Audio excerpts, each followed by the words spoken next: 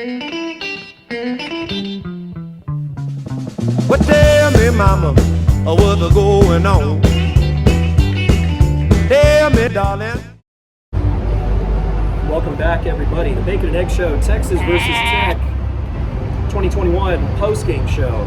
Apologies to those getting that pregame show out there a little bit early or a little bit later than we planned to, but you know, what can you do? If you did watch it, my prediction was sorely misguided.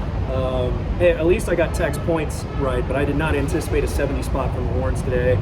I mean, we knew the offense was going to move the ball and score some points, but to that degree, Jay, what do you think about all this, man? I'll tell you what, I was all on this over. We both were, but I was really feeling really good about covering this spread. The things that we wanted to see, which was Whittington getting involved, it happened early, happened often. I think this offensive line made a statement today.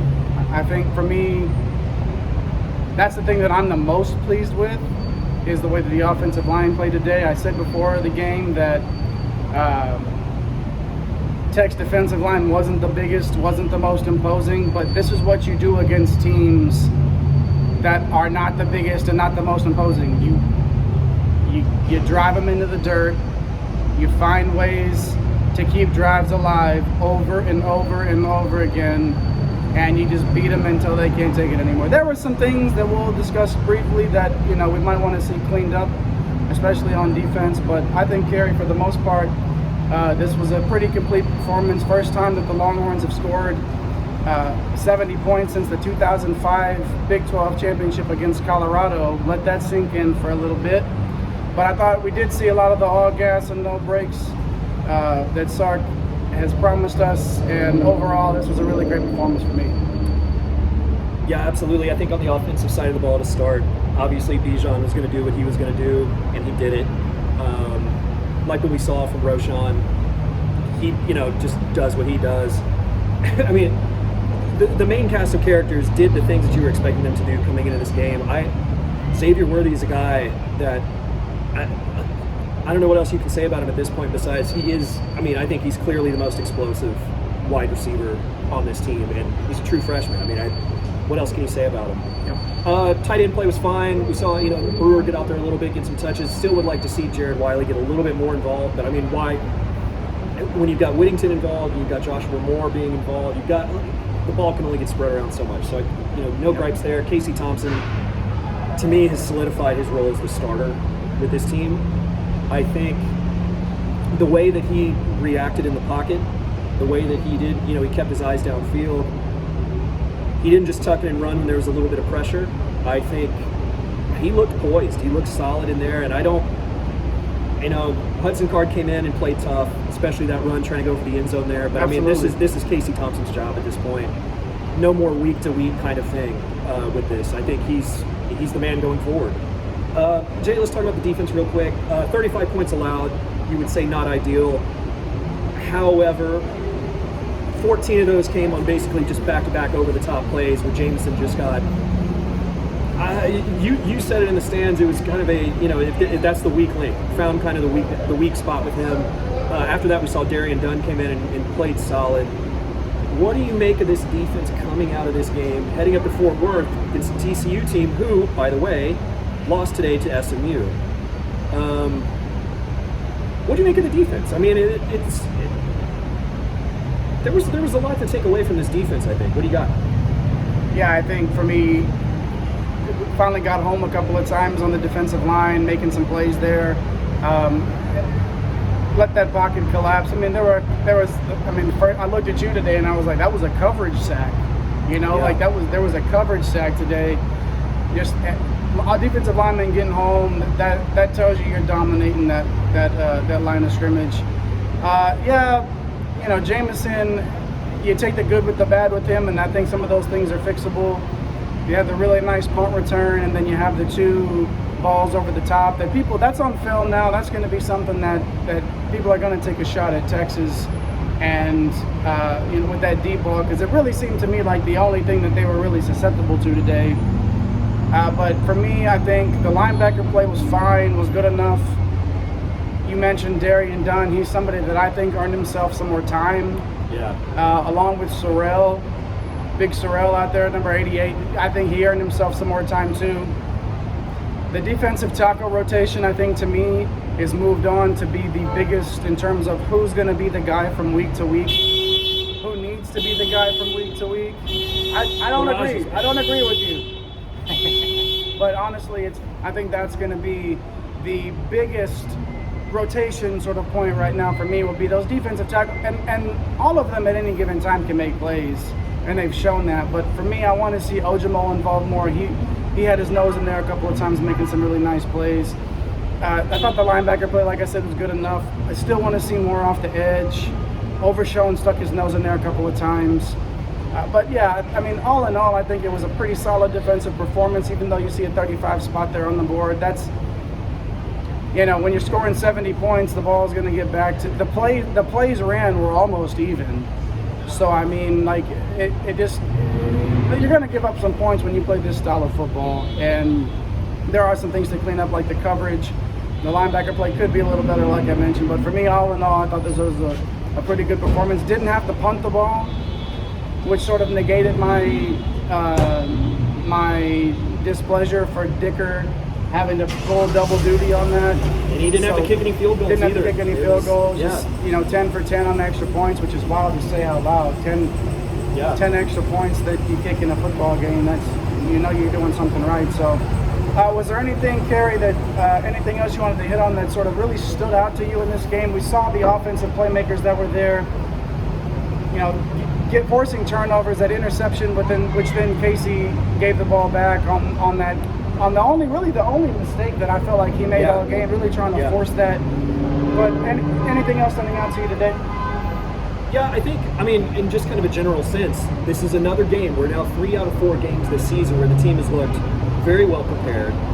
They played clean football, disciplined football. They looked buttoned up. We mentioned the energy level, 11 o'clock game, early in the season, those kinds of things. This team was ready to play. And the way that Sark has adept players playing when they come in is really encouraging for me, because even in garbage time, players were playing hard. Jonathan Brooks came in, had some really impressive runs. Just the aggressiveness. I think the Brendan Schooler penalty, which, okay, you're going to call the penalty there, but the aggressiveness, there's a mean streak that we're kind of seeing come out of this team a little bit that we haven't really seen in previous years. Yep. Now, obviously, if this is a close game, something of that sort, you want to try to avoid those kinds of penalties. But I think we're seeing now they're starting, these coaches talk about being able to play, like, trust your training, trust your coaching, and just go out there and play with aggression and all those things. These Tom Herman and Charlie Strong teams we've seen over the years that just kind of look paralyzed by their assignment. They weren't able to play aggressive. They weren't able to play the way they freely want to. And I think we're starting to see that with this team. I'll leave it at this, and we can kind of hit on a real quick thing before we close up shop here. If this team plays the way, not even plays the way that they play today, but they show that buttoned up, professional, clean, disciplined football next week against TCU, I don't have a whole lot of doubts about Texas going up to Fort Worth and handling business. But this is only the second road game of the season coming up, and the last road game didn't really go all that well. So that's yet to be seen. I think if this team does that, it'll start to get me into the camp that's really thinking this team has a shot at again, we mentioned it before the show, or before the game here on the pregame show, is this Big 12 is wide open. Yep. And from what you've seen, Jay, do you feel like this is a team at this point that can compete for the Big 12, given what we've seen from the rest of the conference? It's early, first conference, first league week. I have to say I'm encouraged by it. There's a long way to go. Let's see what happens in Fort Worth, but this was a very encouraging showing today. No doubt about it. I'm not ready to totally dive in on that yet, but what I am ready to dive in on is that this conference is completely wide open. It's there for the taking. Oklahoma's still going to be Oklahoma. That game in Dallas is looming, not to overlook TCU, because, again, going on the road, going to Fort Worth, Gary Patterson is going to be ready, because I'm sure there's some statistic that's going to come out that's going to show that Gary Patterson, after a loss at TCU, is probably pretty damn good, because he doesn't let his team let one loss beat them twice. So So I think we're in for a great game here next week in Fort Worth, and really what I'm looking forward to is that same sort of response. It's going to be another 11 o'clock kick. It's going to be another early kick. So this team looked ready to go today. They looked like they were prepared. They didn't come out and let the game come to them. They took it to the game. They took it to Texas Tech. They were ready to rock and make things happen. And for me, that's what's going to need to happen again in Fort Worth next week is come out ready to rock, ready to go, put the pressure on TCU as opposed to sort of absorbing whatever's coming to them. And set the tone from the start, and that's exactly what happened today. And you see what happened. You get a 70 burger on the Texas Tech team that, I didn't think that Texas would score 70, but I felt pretty good about Texas coming into this one and what the prospects were of winning this game. So TCU is a big test. We've had this one circled for a while now. Is really the big first conference test, the big step in accomplishing a goal this season that is available to them, and that is right out there in terms of competing for a Big 12 championship. And that's really all you can ask for, especially in the first year for a new head coach. There's a lot that Coach Sarkisian has to be proud of, and he'll find the things necessary to pick on in this film study. That's a good thing. There's a lot to pick. There's a lot to. Sorry, I don't mean to. No. Sorry. That's the good thing about a game like this. Is that as much of an ass kicking as it was, there's still plenty for this coaching staff to take and be able, like we mentioned with Jameson, film study for him is not going to be great this week, and that's going to be something that motivates the rest of that defensive back room. Casey Thompson, that the ill-advised forced throw to the end zone trying to go to Whittington and ends up getting picked off when they were in field goal range.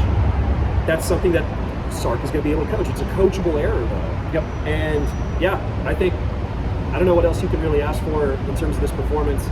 And there's going to be bumps along the way this season. But again, if they're playing disciplined, well-coached football, I think Texas has to like their chances against most of this schedule. Yeah. But we just got to see it on the road. We'll find out next week. So yeah. And last thing I have is, in a game like this, you almost want there to be those negatives on film so the coach can say, hey guys, look, if you make this mistake against TCU or Oklahoma or Oklahoma State or Kansas State in certain environments, that could cost us the game. Whether it's a blown coverage, whether it's throwing an interception across your body, rolling to your left, those are the things that even though you come out of here feeling pretty good about yourself, I think this coaching staff is going to be able to find a way to be all right guys, that's great, but these are all the things that we've got to clean up, or a historically well-coached TCU team is going to find a way to exploit that and put it on you. So looking forward to that matchup next week. Again, I believe that's an 11 o'clock kick, and we're going to see how this team responds, because now everybody around campus, again, okay, after Rice, you put it on their ass and you say, 58-0, you get that shutout, and that's what you're supposed to do to Rice. But it's still Rice. But now you have that conference victory under your belt. Everybody's going to be telling you how great you are, really patting you on the back, and you're going to walk around campus, and everybody's going to tell you how good you are. Now you got to show it again next week, build off of this performance, and make something happen. And I think that there's reason to feel good about it. Absolutely. We'll see. But yeah, good day out here today. Couldn't ask for more. What an environment, great weather. Good day to have all those recruits out here. And that's something to watch as well. With all the recruits, like Jay mentioned in the pregame show, a lot of big name recruits were in the stadium for this game. I don't know what else you can ask for, man. Yep. I think that's it. Let's wrap this thing up, man. Thanks everybody for tuning in. Next week might get back to the regular show schedule since it's a road game, but we'll try to make this kind of a thing as much as we can this season. So thanks, y'all. Thanks for tuning in. We'll see you next week. Hook 'em, baby.